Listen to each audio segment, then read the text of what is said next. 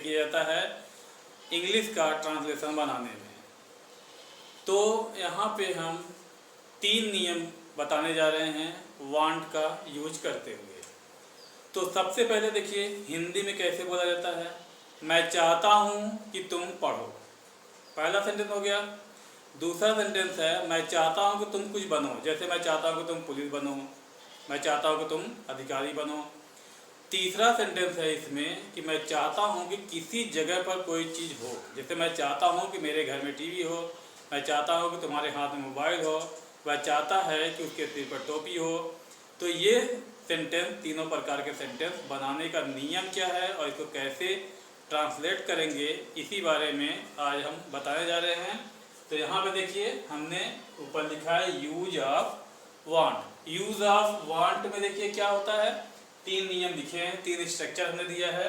पहला है subject, want, object. Object मतलब किससे चाहते हैं, मैं चाहता हूँ कि तुम काम करो, तो यानी तुम जो है ये ऑब्जेक्ट होगा। फिर इसके बाद टू लगाना है, फिर वर्ब का फर्स्ट फॉर्म ऑब्जेक्ट कंप्लीमेंट। लेकिन दूसरे नियम में क्या है, देखिए सब्जेक्ट है, वांट है, ऑब्जेक्ट, ये तो तीनों वही चीज़ है, लेकिन यहाँ पे बस बी जुड़ गया और वर्ब हट गया है। बी यहाँ पे जुड़ गया है और वर्ब हट गया है। अब इसके बाद देखिए तीसरा सेंटेंस में क्या है, सब्जेक्ट है वांट, उसके बाद there to be object, object के बाद वो प्लेस कहाँ आप चाहते हैं कि कोई चीज़ हो। तो इसको हम एग्जाम्पल के जरिए समझते हैं। सबसे पहला सेंटेंस हम देते हैं, जैसे कि मैं चाहता हूँ कि तुम कुछ करो, मतलब मैं चाहता हूँ कि तुम कोई काम करो, या माँ चाहती है कि मैं कुछ करूँ, पिताजी चाहते हैं कि बच्चे कुछ करें। तो ये कुछ करे, कोई काम, मतलब कोई काम करे। तो इसके लिए देखिए पहला एग्जाम्पल, ये पहले नियम पे हमने ये सेंटेंस लिए हैं, सेंटेंस बनाने जा रहे हैं। जैसे वह चाहता है, वह चाहता है कि तुम पैसा कमाओ, पैसा कमाओ, वह चाहता है कि तुम पैसा कमाओ। अब देखिए इस टाइप के सेंटेंस बनाने के लिए, यानी पहला नियम देखिए सब्जेक्ट है, सब्जेक्ट क्या है, ही। अब देखिए ही सिंगुलर माना जाता है, इसलिए वांट में वांट लगा दीजिए, ही वांट। देखिए वह चाहता है, देखिए वह चाहता है, किससे चाहता है, तुमसे चाहता है, ही वांट यू। वह चाहता है, ही वांट यू, किससे चाहता है, किससे का जवाब क्या है, यू। उसके बाद to, he want you to. उसके बाद वर्ब का फर्स्ट फॉर्म है अर्न, अर्न मीन्स क्या होता है, पैसा कमाना, यही है वर्ब, अर्न। उसके बाद ऑब्जेक्ट क्या है, money. He wants you to earn money, वह चाहता है कि तुम पैसा कमाओ। देखिए इस नियम पे हमने बनाया।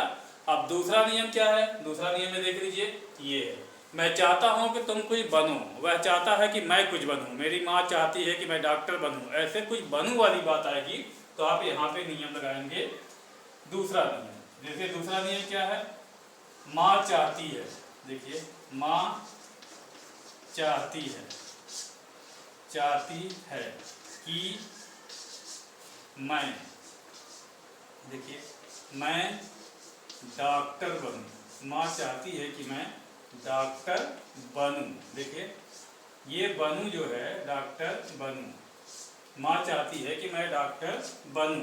तो अब यहाँ पे नियम देखिए, बनूं वाला नियम क्या है, ये सेकेंड वाला नियम है। देखिए कौन चाहता है, माँ, माँ सिंगुलर होती है, इसलिए मदर में वांट में एस लगा देंगे, मदर वांट्स। देखिए मदर वांट्स मी, किससे चाहती है, देखिए किससे चाहती है, मदर वांट मी, मुझसे चाहती है, क्या चाहती है, टू बी डॉक्टर। देखिए टू बी डॉक्टर, माँ मुझसे चाहती है कि मैं डॉक्टर बनूं। देखिए mother wants me to be a doctor. अब क्या है, माँ चाहती है कि कहीं पर कुछ हो, मैं चाहता हूँ कि कहीं पर कुछ हो, तुम चाहते हो कि उसके हाथ में पैसा हो, या तुम चाहते हो कि मेरे हाथ में घड़ी हो। तो इस तरीके के सेंटेंस में अगर कोई चीज़ कहीं पर कुछ है तो वहाँ पे आप लगाएंगे ये तीसरा नियम, वांट देयर टू बी वाला। देखिए तीसरा, तुम चाहते हो, तुम चाहते हो, तुम चाहते हो कि, तुम चाहते हो कि मेरे हाथ में मेरे हाथ में घड़ी हो, घड़ी हो। देखिए अब यहाँ पे क्या है, तुम चाहते हो कि कहीं पर कुछ हो, कहाँ पर कुछ हो, मेरे हाथ में क्या हो, घड़ी हो। देखिए यू वांट, यू वांट, अब इसमें देयर टू बी, देखिए देयर टू बी लगाना है, you want there to be. उसके बाद ऑब्जेक्ट क्या है, watch, there to be watch. अब कॉम्प्लीमेंट क्या है, तुम्हारे हाथ में, देखिए मेरे हाथ में, कॉम्प्लीमेंट क्या है, मेरे हाथ में, इन माई हैंड, मेरे हाथ में घड़ी हो। देखिए तुम चाहते हो कि मेरे हाथ में घड़ी हो। इस तरीके से तीनों नियम का इस्तेमाल करते हुए हम वांट का यूज करते हैं। उम्मीद करते हैं कि आपको मेरी बात समझ में आई होगी। आगे हम फिर मिलते हैं एक नए वीडियो में, तब तक के लिए हैव ए नाइस डे।